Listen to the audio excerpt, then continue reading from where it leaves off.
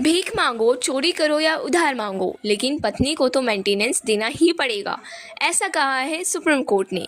यह एक matrimonial dispute का मामला था। फैमिली कोर्ट ने वाइफ को 6 लाख रुपए एलिमनी देने का ऑर्डर दिया था और हस्बैंड ने ये रकम पे भी कर दी थी, लेकिन वाइफ इससे सेटिस्फाइड नहीं थी, इसीलिए वह सुप्रीम कोर्ट पहुंच गई।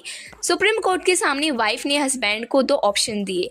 पहला ऑप्शन था उसे लाइफ टाइम हर महीने 12,000 रुपये मेंटेनेंस दिया जाए और दूसरा ऑप्शन था 30 लाख रुपए का वन टाइम एलिमनी पेमेंट किया जाए।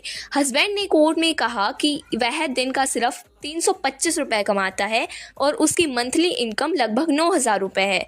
उसने ये भी बताया कि बच्चों की पढ़ाई का खर्च भी वही उठाता है और पहले जो एलिमनी दी थी उसके लिए उसे अपनी प्रॉपर्टी तक बेचनी पड़ गई थी, इसलिए अब उसके पास और पैसे देने की क्षमता नहीं है। इस पर सुप्रीम कोर्ट ने कहा कि आज के समय में 9,000 रुपये महीना कमाना संभव नहीं लगता। दिन के 335 रुपये तो मिनिमम वेजेस से भी कम है, इसलिए यह बात भरोसेमंद नहीं लगती।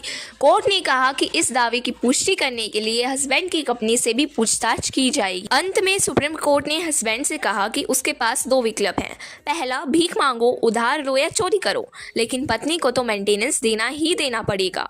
दूसरा विकल्प दिया सुप्रीम कोर्ट ने कि अपनी पत्नी को अपने साथ रख लो, जिससे दोनों का खर्च साथ साथ मैनेज हो जाएगा और अलग से मेंटेनेंस देने की ज़रूरत नहीं पड़ेगी।